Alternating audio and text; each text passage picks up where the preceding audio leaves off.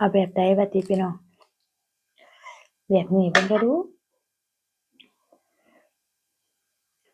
ข้าวมันไก่แต่ว่าห่อผักเป็นจั่งใดพี่น้องเป็นตาคือบ่สาวปุ้นนำเบิ่งก็ดูลองเบิ่งจ้ะพี่น้องเอาคำใหญ่ๆปานนี้เอาอื้อฮือ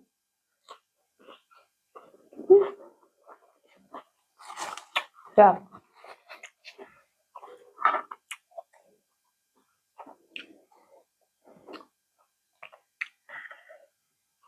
แต่เฒ่าก็มี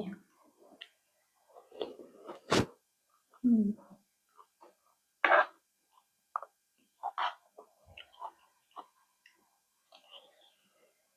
เอาแบบใดบัดนี้พี่น้อง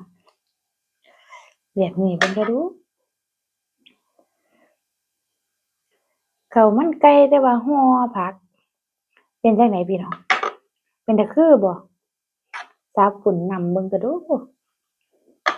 ลองเบิ่งจ้ะพี่น้อง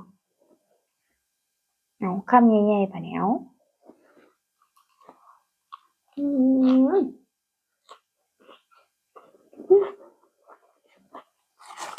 แซ่บ